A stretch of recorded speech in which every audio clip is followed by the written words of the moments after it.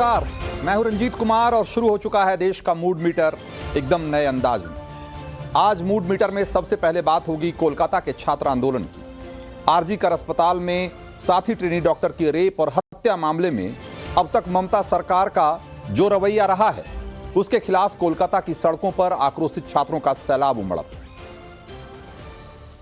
आंदोलन ने कई दफा बंगाल का सियासी चरित्र तय किया है, लेकिन इस बार ऐसा क्या हुआ कि ममता सरकार की विदाई की तारीख बताई जा रही है। बताएंगे इसकी वजह आपको मूड मीटर की पहली स्टोरी में। और दूसरी बड़ी स्टोरी आज आपको दिखाएंगे जिसमें कि ये बताएंगे कि कैसे अयोध्या के राम मंदिर में भीड़ देखकर उन पार्टियों की नींद उड़ी हुई है जो हमेशा सनातन को गालियां देते आए हैं, और कैसे दक्षिण में राम लहर रोकने के लिए भगवान मुरुगन को राजनीति के अखाड़े में उतारा जा रहा है। मूड मीटर की तीसरी बड़ी स्टोरी में बताएंगे आपको सरकार की उस नई स्कीम के बारे में जिसकी वजह से वो टाइम आने वाला है कि बस स्कैन कीजिए और मिनटों में लोन पाइए। लेकिन सबसे पहले देखिए वो सवाल जिसका कि आज आपको स्कैन करके देना है जवाब देश के मूड मीटर में। और वो जो दोनों सवाल हैं वो आज पहली स्टोरी से यानी कि बंगाल में चल रहे छात्रों के जबरदस्त प्रदर्शन से जुड़ा हुआ है। और सवाल नंबर 1, छात्र आंदोलन के साथ ममता सरकार के रवैये को कैसे देखते हैं आप? और इस सवाल के जो 3 ऑप्शन हैं आपके सामने वो हैं ममता सरकार की तानाशाही इसमें दिख रही है। ऑप्शन बी, बंगाल में राष्ट्रपति शासन लगना चाहिए क्योंकि जिस तरह के हालात हैं उसमें अब राष्ट्रपति शासन लगाए जाने की जरूरत है। और सी, कानून व्यवस्था के लिए यह जरूरी है कि इस तरीके से शांति व्यवस्था बनाए रखने के लिए सख्ती करना जरूरी है। तो ये 3 ऑप्शन है आपके सामने सवाल नंबर 1 के। सवाल नंबर 2, कोलकाता केस को लेकर हो रही सियासत पर आपकी प्रतिक्रिया क्या है? और ऑप्शन है आपके सामने ममता सरकार की नाकामी सामने आ चुकी है। ऑप्शन बी, महिला सुरक्षा के मुद्दे पर टीएमसी अभी तक फेल दिखाई दे रही है। और ऑप्शन सी, संवेदनशील मुद्दे पर यह बीजेपी की राजनीति है जो कि नहीं होनी चाहिए। आप क्या सोचते हैं इन दोनों सवालों के जवाब में आप हमें बताना शुरू करिए। और हम बढ़ेंगे अब आज की पहली स्टोरी की तरफ जो कि मूड मीटर की पहली स्टोरी, और वो है पश्चिम बंगाल से।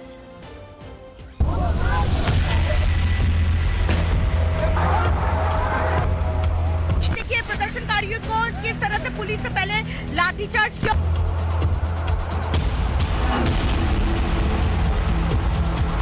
40 मीटर का अंदर उस दिन जब बॉडी पड़ा हुआ था उस दिन पुलिस कहाँ था? तो पब्लिक है, उसका एक ही डिमांड है, ममतार पदत्याग।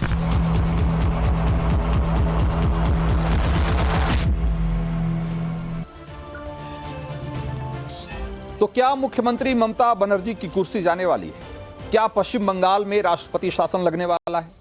कितने घंटे बाद प्रधानमंत्री नरेंद्र मोदी पश्चिम बंगाल को लेकर कोई बड़ा फैसला ले सकते हैं? आज इन्हीं सवालों का शोर है कोलकाता की गलियों से लेकर सोशल मीडिया तक। और ये सवाल इसलिए पूछे जा रहे हैं क्योंकि बंगाल में 8-9 अगस्त की रात से लेकर आज तक जो कुछ भी दिख रहा है वो है कोहराम, सिर्फ और सिर्फ कोहराम। और ये तस्वीरें बता रही हैं कि कोलकाता के आरजी कर अस्पताल में ट्रेनी डॉक्टर की रेप और हत्या को लेकर छात्रों ने ममता सरकार के खिलाफ कैसे हल्ला बोला हुआ है। प्रदर्शनकारी छात्रों की रैली आज करीब 12:45 पर शुरू हुई। प्रदर्शनकारियों ने हावड़ा से लगे संतरागाछी में बैरिकेडिंग तोड़ दी। इसके बाद पुलिस ने लाठीचार्ज और वाटर कैनन का इस्तेमाल किया। न्याय की मांग को लेकर निकले छात्रों पर आंसू गैस के गोले दागे गए। पुलिस की कार्रवाई में कई प्रदर्शनकारियों के घायल होने की भी खबर है। पुलिस ने हिंसा का हवाला देते हुए पहले ही रैली को गैरकानूनी करार दे दिया था। कोलकाता पुलिस ने नबन्ना यानी कि राज्य का जो सचिवालय है उसकी ओर जो प्रदर्शनकारी बढ़ रहे थे उनको तितर बितर करने के लिए हर वो हथकंडा अपनाया जो कि वो अपना सकते थे। हावड़ा ब्रिज से सैकड़ों प्रदर्शनकारियों को हिरासत में ले लिया गया। प्रदर्शनकारियों की जुबान पर एक ही आरोप है कि मुख्यमंत्री ममता बनर्जी महिलाओं को सुरक्षा देने में नाकाम रही। हम लोग शांतिपूर्ण मिছিল कर रहे हैं, इसमें पुलिस हम लोगों को लाठी चला रहा है, कादानी गैस में मिर्चा का पाउडर मिला के हम लोगों को दे रहा है। आप लोग समझिए कि 40 मीटर का अंदर उस दिन जब बॉडी पड़ा हुआ था उस दिन पुलिस कहाँ था? कब था? इतने आदमी क्या कर रहा था भीतर में? उस दिन 163 मेरा देश का आइन लागू नहीं था। आज हम लोग रास्ता में उतरे तो 163 हो गया। ये कैसे? हम लोग तो शांतिपूर्ण मिছিল कर। हम वेस्ट बंगाल के जो पब्लिक है उसका एक ही डिमांड है, दफा 1, दाबी 1, ममतार पदत्याग। और एक बात कहना चाहती हूँ, एक पश्चिम बंगाल का जो छात्र समाज है उन्होंने ये आंदोलन का डाक दिया है, लेकिन ये आंदोलन में हर समाज का, पश्चिम बंगाल का हर संप्रदाय का लोग है, शिक्षक है, छात्र है, महिला है, भाई है, दादा है, सब लोग है। नहीं, हम लोगों ने बैरिकेड नहीं तोड़ा था। हम लोगों के अंदर शासक दल का बहुत सारा दुष्कृति मिल गए थे। उन लोगों को हम लोगों ने हाथ जोड़ के रिक्वेस्ट किया, मीडिया भाइयों के कैमरा में वो दिखाई देगा। हमने हाथ जोड़ के उन लोगों को रिक्वेस्ट किया था कि आप लोग ईंट मत मारिए, ये हम लोगों का शांतिपूर्ण जमायत है। आप लोग देखें, पुलिस हम लोग के ऊपर मार रहा है, लाठीचार्ज कर रहा है। हम लोग कुछ नहीं चाहते। हम लोग हर कोई स्टूडेंट है, स्टूडेंट कभी भी हथियार नहीं होता था। स्टूडेंट सिर्फ प्रोटेस्ट कर सकता है, जो हम लोग कर रहे हैं। और पुलिस हम लोग को मार रहा है, टीयर गैस छोड़ रहा है। ये कहाँ का विचार?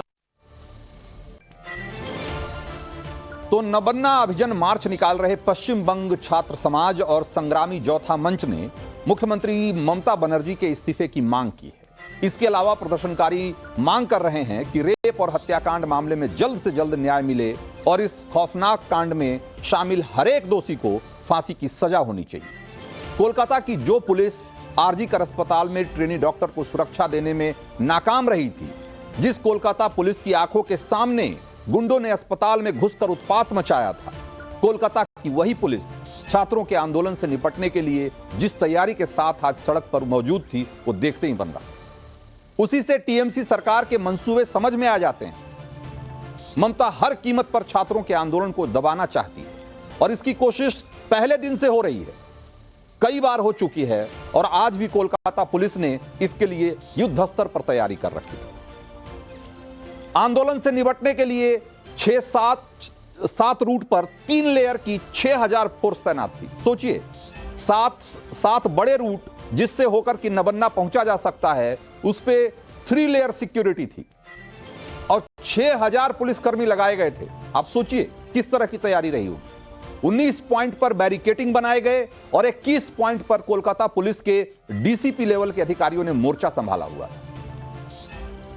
पुलिस ने हावड़ा ब्रिज से पहले ही उसको एक तरीके से वहां बंद कर दिया था। निगरानी के लिए पुलिस ने आसमान में ड्रोन छोड़ रखे थे। नबन्ना यानी कि राज्य सचिवालय के पास बीएनएस की धारा 163 लगा दी गई थी, जिसे आप पहले धारा 144 के नाम से जानते हैं। इसके अलावा क्रेन के जरिए भारी कंटेनर भी सड़कों पर रखे गए ताकि प्रदर्शनकारी आगे नहीं बढ़ पाए। आप सोचिए, छात्रों को रोकने के लिए, छात्रों के आंदोलन को दबाने के लिए कितनी ताकत लगा रही थी पुलिस। लेकिन कोलकाता पुलिस की तमाम तैयारियों के बावजूद गुस्साए छात्रों ने लगातार आगे बढ़ने की कोशिश जारी रखी और वो कोशिश अभी भी चल रही है। हम अभी आपको थोड़ी देर में लेकर चलेंगे कोलकाता। छात्रों के खिलाफ पुलिस की कार्रवाई को लेकर ममता के विरोधी अब उन्हें घेर रहे हैं। बैरिकेड, कंटेनर, लाठीचार्ज, आंसू गैस, पता नहीं क्या क्या इस्तेमाल किया जा रहा है। और क्या ममता बनर्जी की सरकार की प्राथमिकता केवल बलात्कारी बचाओ और सबूत मिटाओ है? ये है तानाशाह ममता बनर्जी की आंखें, जिन आंखों में एक जघन्य अपराधी के लिए प्यार है, लेकिन जो छात्र हैं उनके लिए सख्त कार्रवाई करने के लिए पुलिस को खड़ा करा देती हैं। तो अब ये देखिए जरा कि आंदोलन को रोकने के लिए पुलिस ने एक दिन पहले से किस तरीके की तैयारी में थी। पहले से ही उसने पूरी तैयारी कर रखी थी। आरजी कर अस्पताल में रेप और हत्या के मामलों में जिसने घंटों बाद केस दर्ज किया था, आज वही कोलकाता की पुलिस इंसाफ की इस लड़ाई को खत्म करने के लिए सड़क पर लोहे की दीवार खड़ी कर रही थी। वही पुलिस जो कि 14 और 15 अगस्त को दंगाइयों को देखते ही कंबल ओढ़कर छिप गई थी। दीदी की सरकार में प्रदर्शनकारियों को रोकने के लिए हावड़ा ब्रिज को बंद कर रही थी। लेकिन इसी सरकार ने जिस सरकार ने डॉक्टर की मौत को सुसाइड बताने वाला प्रिंसिपल रखा हुआ था, उसको दूसरे कॉलेज का बाद में प्रिंसिपल बना दिया गया इनाम देकर के। जो इस तरीके से आरोपियों को बचाने में जुटी हुई थी, आज वही प्रशासन, वही सरकार छात्रों के आंदोलन को कुचलने के लिए, उसको रोकने के लिए कितनी मुस्तैद थी, ये आज आप तस्वीरों में देख सकते हैं। और कोलकाता से अभी भी वहां प्रदर्शन जारी है और खबरें आ रही हैं। और अभी जो खबर आई है उसके मुताबिक बीजेपी कार्यकर्ताओं का प्रदर्शन तेज हो गया है। पहले तो छात्रों का प्रदर्शन था, लेकिन उसके साथ अब बीजेपी के कार्यकर्ता भी सड़कों पर उतर आए हैं और पुलिस मुख्यालय के सामने बड़ा प्रदर्शन हो रहा है। और पुलिस ने प्रदर्शनकारियों पर आंसू गैस के गोले दागे जा रहे हैं प्रदर्शनकारियों पे पुलिस की तरफ से। वो तस्वीरें हम आपको सुबह से दिखा रहे हैं। करीब दोपहर के बाद से जैसे जैसे ये आंदोलन इंटेंसिफाई होना शुरू हुआ, तेज होना शुरू हुआ, वैसे वैसे पुलिस की तरफ से भी कार्रवाई और सख्त होती चली गई। तो अभी क्या हालात हैं वहां कोलकाता की सड़कों पे, जरा एक बार पूजा मेहता के पास चलते हैं, हमारी संवाददाता हैं, और समझने की कोशिश करते हैं कि अभी कोलकाता की सड़कों पर संग्राम किस तरीके से चल रहा है। पूजा।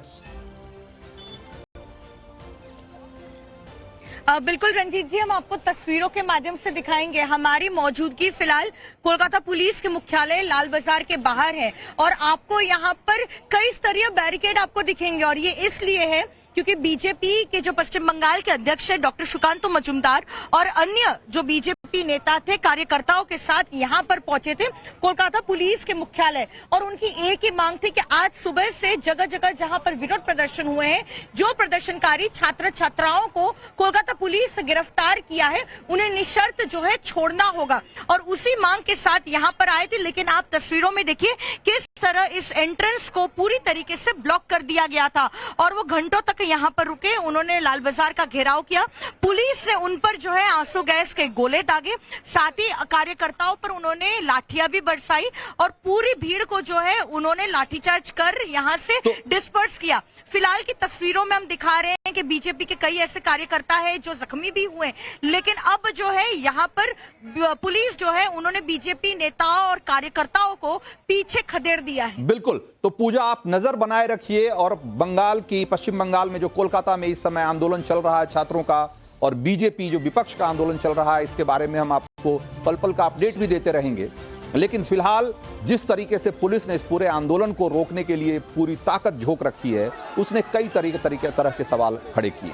आज पश्चिम बंगाल की सरकार अपने इसी रवैये की वजह से बुरी तरह से घिरी हुई, लेकिन तृणमूल कांग्रेस ने इस बड़ी रैली को माहौल बिगाड़ने की साजिश के रूप में ये साबित करने में जुटी हुई है। और उनके पार्टी के नेता जिस तरह का बयान दे रहे हैं, एक बार आपको सुनना चाहिए। जाधवपुर से टीएमसी के सांसद हैं सयोनी घोष, उन्होंने सोशल मीडिया पर एक पोस्ट लिखा और उन्होंने कहा कि प्रदर्शन की तस्वीर के साथ उन्होंने लिखा कि ये गुंडे जैसे दिखाई दे रहे हैं, कोई महिला नहीं है इसमें, जबकि हमने देखा है कि प्रदर्शनकारियों में, आंदोलनकारियों में बड़ी संख्या में महिलाएं भी शामिल थी। 4-5 तिरंगा दिख रहा है, पिकनिक की तरह प्रोटेस्ट चल रहा है और वाटर कैनन के सामने आंदोलनकारी स्नान कर रहे हैं। ये लिख रही है सयोनी। सयोनी ने मीडिया के लिए भी कुछ अभद्र टिप्पणी की और इस आंदोलन को सर्कस करार दिया। इसे कहते हैं जले पे नमक छिड़कना। एक तरफ जो आंदोलनकारी हैं वो सरकार से मांग कर रहे हैं कि इस मामले में जल्दी से जल्दी इंसाफ हो, और दूसरी तरफ पार्टी के सांसद और मंत्री कह रहे हैं कि वहां पिकनिक चल रहा है। इस पूरे आंदोलन को डिस्क्रेडिट करने की मुहिम चलाई जा रही है। सरकार और पुलिस की नाकामी पर शर्मिंदा होने की बजाय इंसाफ के आंदोलन को सर्कस बताया जा रहा है। आंदोलन की लहर पर सवार होकर सत्ता के शीर्ष पर पहुंची ममता बनर्जी खुद आज आंदोलन की आवाज दबाने में जुटी हैं। तो सवाल तो जाहिर सी बात है उठेंगे ही। इंसाफ की लड़ाई लड़ रहे छात्रों को पीछे धकेलने के लिए ममता की पुलिस ने एक से एक तरीका निकाला था। ममता सरकार की पुलिस ने प्रदर्शनकारी छात्रों को गेट पर चढ़ने से रोकने के लिए लोहे की रेलिंग पर ग्रीस लगा दिया ऊपर से नीचे तक, ताकि कोई भी छात्र चढ़ते ही फिसल जाए। लेकिन प्रदर्शनकारी छात्र भी अड़े रहे।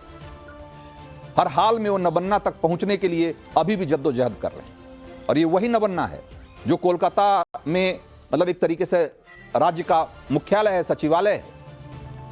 वही नबन्ना जिसके ऊपरी मंजिल पर सीएम ममता बनर्जी का दफ्तर है। और नबन्ना से पहले बंगाल के सीएम जो है राइटर्स बिल्डिंग में बैठा करते थे, और जहां कभी खुद ममता बनर्जी मार्च करके जाया करती थी, धरना दिया करती थी, और वो भी एक रेप पीड़िता को न्याय दिलाने के लिए एक बड़ी लड़ाई लड़ी थी ममता बनर्जी ने। आज भी पश्चिम बंगाल के लोगों के जहन में वो घटना याद होगी। जैसे आज छात्र न्याय की लड़ाई के लिए कोलकाता की सड़कों पर लड़ रहे हैं, उसी तरीके ममता बनर्जी ने भी कभी लड़ाई लड़ी थी। और ये साल 1993 की बात है ममता ने नदिया के में दिव्यांग लड़की से रेप का जो मामला था उसको लेकर एक बड़ा आंदोलन छेड़ा था, और आज कोलकाता में ट्रेनी डॉक्टर के खिलाफ 2024 में रेप और मर्डर को लेकर के आंदोलन चल रहा है। जरा दोनों आंदोलनों में, दोनों प्रदर्शनों में जरा समानता देखिए। ममता ने उस समय लेफ्ट की सरकार थी, उसके खिलाफ मोर्चा खोला था, और आज ममता सरकार के खिलाफ छात्र सड़क पे हैं। तब वो राइटर्स बिल्डिंग, जो कि उस समय का सचिवालय हुआ करता था, वहां तक मार्च करके पहुंची थी, और आज जो है वो नबन्ना, जो कि अब सचिवालय है, जहां की अब मुख्यमंत्री यानी कि ममता का दफ्तर है, वहां तक विरोध मार्च लेकर पहुंच रहे हैं छात्र। और ज्योति बसु के चैम्बर के सामने उस समय धरना दिया था, और आज ममता के सामने जब धरना देने के लिए या उनके सामने अपनी मांग रखने के लिए जब छात्र पहुंच रहे हैं, तो उन्हें किस तरीके से रोका जा रहा है वो हम आपको दिखा रहे हैं। तो ये आप समझिए कि एक आंदोलन से उपजी हुई नेता, एक आंदोलन की लहर पर सवार होकर जो सीएम की कुर्सी तक पहुंची, आज उस आंदोलन को दबाने के लिए, उसी तरह के आंदोलन को दबाने के लिए कैसे पूरी ताकत लगा रही हैं, ये हम आपको दिखा रहे हैं। मुड़ में सनातन विरोध की राजनीति करने वाली तमिलनाडु की सत्ताधारी पार्टी डीएमके मंदिर पॉलिटिक्स पर उतरने को मजबूर हो चुकी है, और तमिलनाडु में अपनी सियासी जमीन बचाने के लिए जिस तरह का एजेंडा खड़ा करने में जुटी है, वो आपको चौंका देगी। आज पूरी खबर आपके सामने रखूंगा, उससे पहले एक दिलचस्प सवाल पर जरा गौर करिए, और वो सवाल ये है कि भगवान राम बड़े हैं या भगवान कार्तिकेय? सोचिए, ये सवाल मेरा नहीं है, ये सवाल तमिलनाडु की राजनीति में आजकल गूंज रहा है। तमिलनाडु में विधानसभा चुनाव 2026 में है, लेकिन सत्ताधारी पार्टी डीएमके अभी से वहां के हिंदुओं को बांटने में जुट गई। राम वर्सेस मुरुगन को चुनावी एजेंडे की तरह खड़ा किया जा रहा है। डीएमके ने तमिलनाडु के डिंडीगुल जिले के पलानी में एक ग्लोबल मुरुगन सम्मेलन आयोजित करवाया।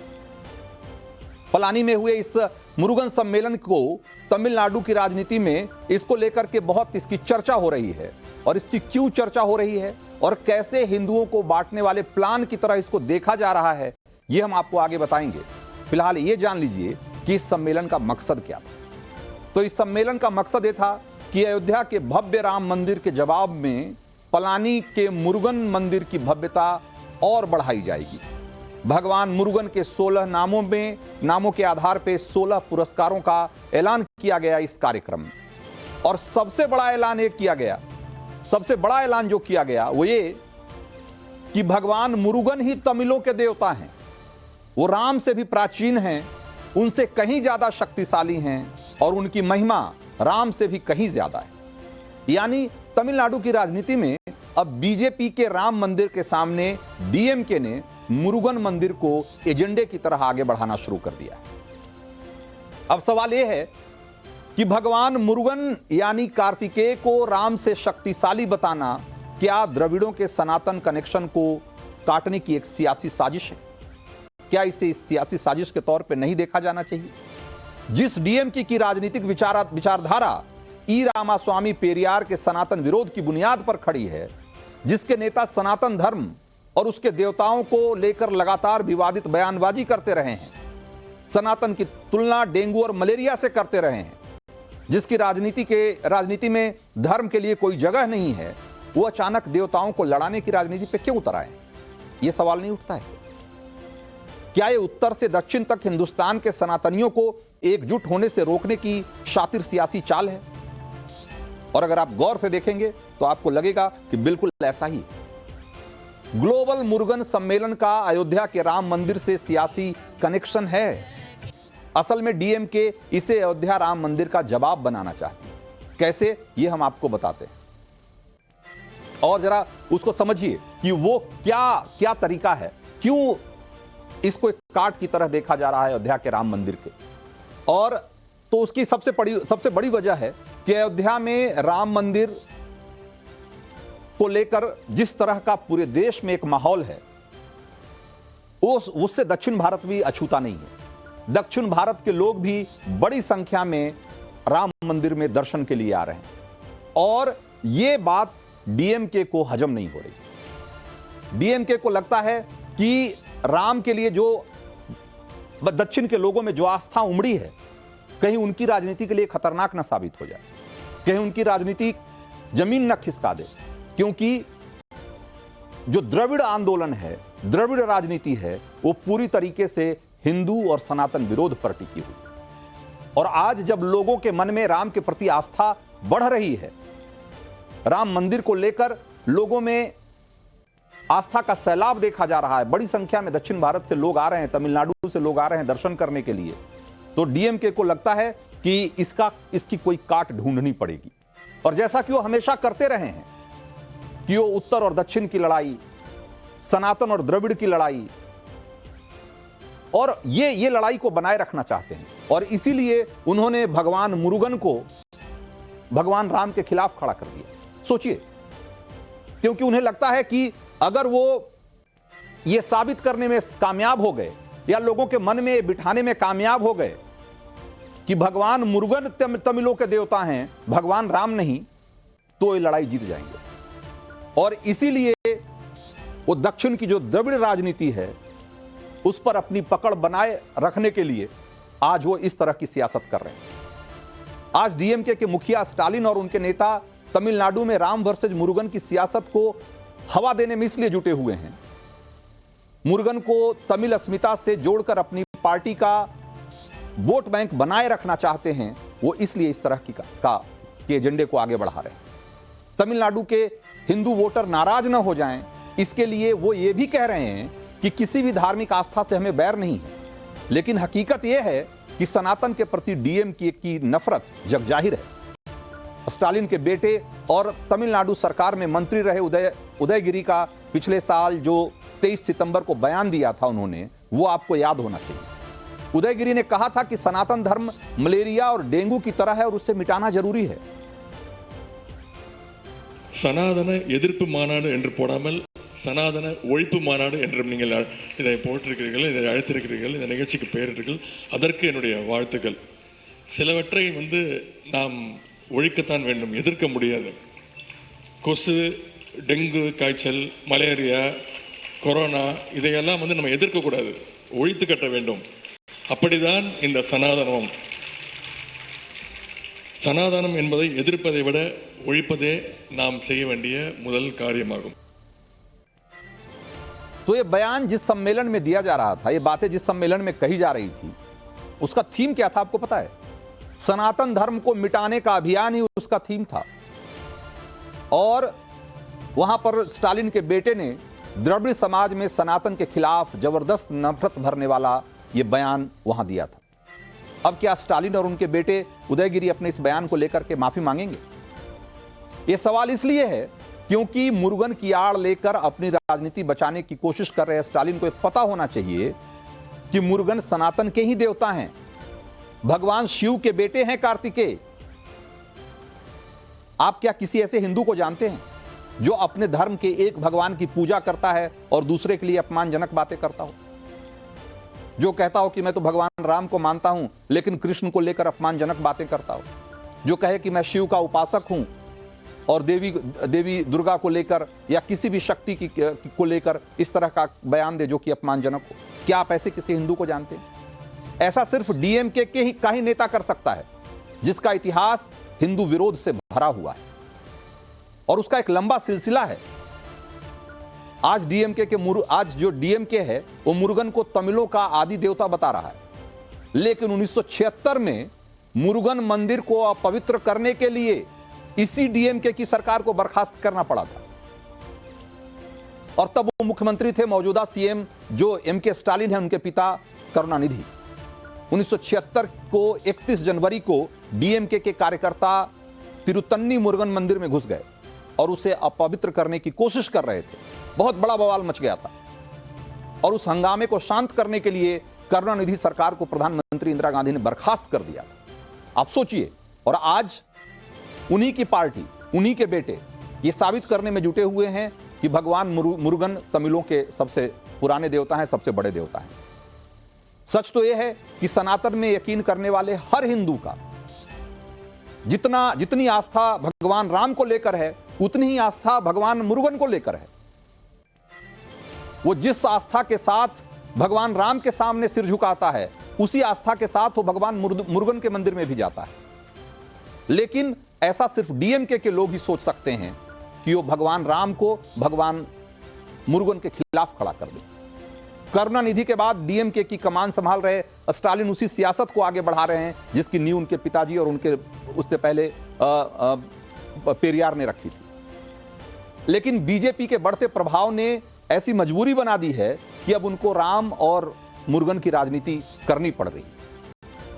लेकिन असल में इसके पीछे भी सनातन को बांटने की जो एक शातिर चाल है, एक कोशिश है, वो साफ साफ दिख रही है और उसका कामयाब होना नामुमकिन है। और इसकी वजह क्या है वो भी आपको जान लेना चाहिए। मुरुगन यानी कि भगवान कार्तिकेय को डीएमके तमिलों के देवता बता रही है, ये बात सही है। लेकिन सवाल यह है कि वो इस पौराणिक तथ्य को कैसे नकार देंगे कि कार्तिकेय भगवान शिव के बेटे हैं जिनकी गिनती सनातन के त्रिदेवों में होती है। डीएमके ऐसी कोशिश पहले भी कर चुका है। जब दक्षिण में भाषा पर मचे घमासान के दौरान एक अभियान चलाया गया था, सेव मुरुगन फ्रॉम ब्राह्मणिज्म। सोचिए कि ब्राह्मणिज्म से मुरुगन को बचाना है। भाई कोई विरोध नहीं है हिंदुइज्म में, सनातन में नाम मुरुगन की जो ये डीएमके की राजनीति है, क्या तमिलनाडु में वो कामयाब हो पाएगी? इसका जवाब तमिलनाडु के 2026 के चुनावी नतीजों में स्पष्ट हो जाएगा। तब तक ये सियासत इसी तरीके से चलती रहेगी। तो देश का मूड मीटर में अब रुख करते हैं अगली स्टोरी का, और ये स्टोरी हिंदुस्तान की लोन क्रांति से जुड़ी हुई। जिस तरह यूपीआई ने देश में पैसे के लेन देन का पूरा सीन बदल कर रख दिया, उसी तर्ज पर अब आने वाला है यूएलआई, जो देश में लोन लेने देने का पूरा सिस्टम बदल कर रख देने वाला है। लोन के प्रोसेस को आसान करने के लिए यूपीआई की तर्ज पर क्रांतिकारी यूएलआई यानी यूनिफाइड लेंडिंग इंटरफेस आने वाला है। और रिजर्व बैंक ऑफ इंडिया के गवर्नर शक्तिकांत दास ने इसका ऐलान कर दिया है। जैसे अभी आप पिन डालकर तुरंत यूपीआई से पेमेंट कर पाते हैं, उसी तरह आप पिन डालकर लोन भी ले पाएंगे। यह भी आपके बैंक अकाउंट से लिंक होगा।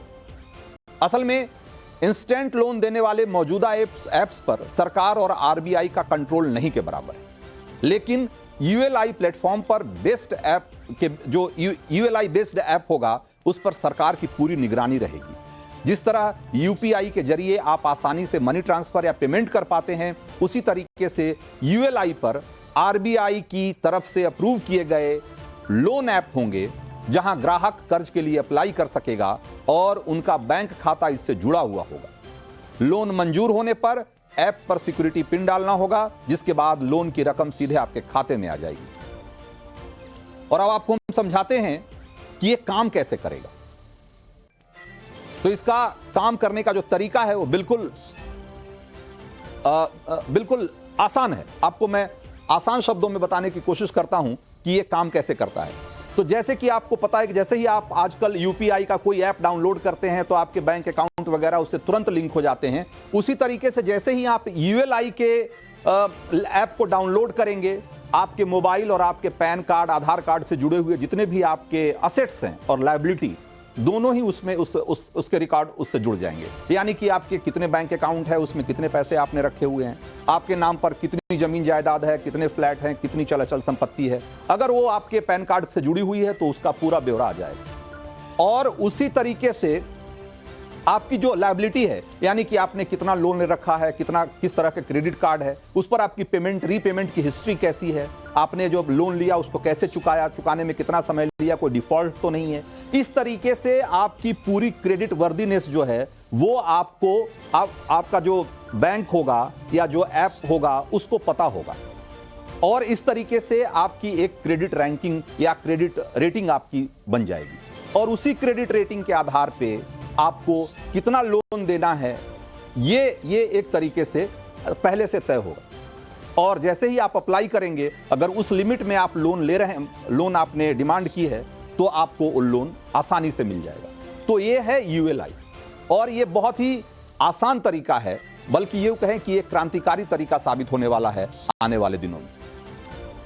अब आपने तो देख लिया कि यूएलआई सिस्टम काम कैसे करेगा, लेकिन यह भी जानना है कि यूएलआई से कैसे तय होगा कि कितने तक का लोन आपको मिल पाएगा। दरअसल लोन लेने वालों के लिए जो उनके पूरे रिकॉर्ड हैं, चाहे उसमें आपके बैंक डॉक्यूमेंट हो, चाहे आपके लैंड डॉक्यूमेंट हो, वो सब उसका प्रोसेस जो है पूरा आसान हो जाएगा उसको वेरीफाई करना, क्योंकि वो ऑलरेडी ऐप पे उसकी जानकारी रहेगी और इसलिए वेरिफिकेशन में, क्रॉस चेक करने में ज्यादा समय नहीं लगेगा। तो जो यूएलआई है उसका सबसे बड़ा फायदा किसको होने वाला है? तो इसका सबसे ज्यादा फायदा कस्बों में रहने वाले छोटे व्यापारी, छोटे और मंझोले उद्योग जो उद्यमी हैं, एमएसएमई के जिनको लोन की जरूरत पड़ती है, किसानों को जो कि किसान क्रेडिट कार्ड वगैरह लेते हैं, उनको इससे बहुत फायदा होने वाला है, क्योंकि अभी उनको अपने डॉक्यूमेंट के वेरिफिकेशन के लिए और इसके लिए बहुत बहुत लंबी प्रक्रिया अपनानी पड़ती है और उसमें काफी समय लगता है। तो अगर आप इस तरीके से देखिए तो ये एक ऐसी प्रक्रिया है, एक ऐसा इंटरफेस और प्लेटफॉर्म बनाने जा रही है सरकार, जो कि आने वाले दिनों में लोन लेने की पूरी प्रक्रिया को एक तरीके से बदल कर रख देगा। अब आपको दिखाते हैं कि यूएलआई से किस किस तरह के लोन मिल सकते हैं, और यूएलआई से जो लोन मिलेंगे उसमें आप देखिए, उसमें कार लोन आपको आसानी से मिल सकता है। अभी तक आपको कार लोन लेने के लिए आपको पता ही है कि किस किस तरह के डॉक्यूमेंट देने की जरूरत होती है। पर्सनल लोन भी आप बहुत आसानी से ले सकते हैं इसके जरिए, होम लोन भी आसानी से ले सकते हैं, डेयरी से जुड़ा हुआ लोन अगर आपको लेना है तो भी आपको आसानी से मिल जाएगा। इसके अलावा अगर किसान क्रेडिट कार्ड अगर आप चाहते हैं लेना तो भी आसानी से आपको मिल सकता है। तो जैसा कि हमने बताया कि डेयरी से जुड़ा हुआ लोन भी अगर आपको चाहिए या एमएसएमई से जुड़ा हुआ लोन चाहिए तो वो लोन भी आपको आसानी से मिल जाएगा। तो ये तो है कि वो लोन जो कि आपको आसानी से इसके जरिए मिल सकेंगे। जाहिर सी बात है कि जो बड़े लोन होंगे वो उसके लिए जो अभी प्रक्रिया होगी या जो प्रक्रिया है वो उसको अपनाना पड़ेगा। अभी जिस तरीके से उसके लिए बहुत सारे डॉक्यूमेंट्स की जरूरत होती है, संभवतः उसकी जरूरत बनी रहेगी, लेकिन ज्यादातर छोटे मोटे लोन के लिए आपको अब बैंक के चक्कर नहीं लगाने पड़ेंगे। और इसका एक बहुत बड़ा फायदा ये होने वाला है कि अगर आप देखेंगे कि ये कैसे यूपीआई की तरह जैसे पेमेंट को रिवोल्यूशनाइज कर दिया, क्रांतिकारी परिवर्तन आया पैसे के लेन देन में, उसी तरीके से लोन के लेने देने में कैसे ये कामयाब होगा, वो यूपीआई की सफलता को देखकर आप आसानी से इसका अंदाजा लगा सकते हैं। जुलाई 2024 में जो यूपीआई है उसके जरिए आप जरा अंदाजा लगाइए, 1444 करोड़ ट्रांजैक्शन हुए और इस दौरान करीब 20 लाख करोड़ रुपए पैसे ट्रांसफर किए गए। आप सोचिए कि ये कितनी बड़ी रकम है।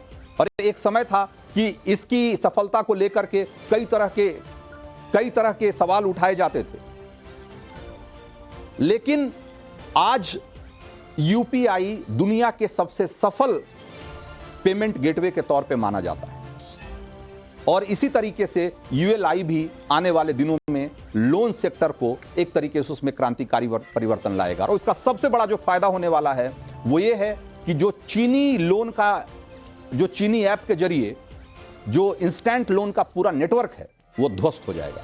और आपको पता ही होगा कि जो चीनी ऑपरेटर हैं वो ऐप के जरिए इंस्टेंट लोन देकर कैसे लोगों को फंसाते हैं और उनसे 35% 40% के ब्याज वसूलते हैं और नहीं देने पर उनको डराते धमकाते हैं, और जिसके चक्कर में आकर के कितने लोगों की जान जा चुकी है।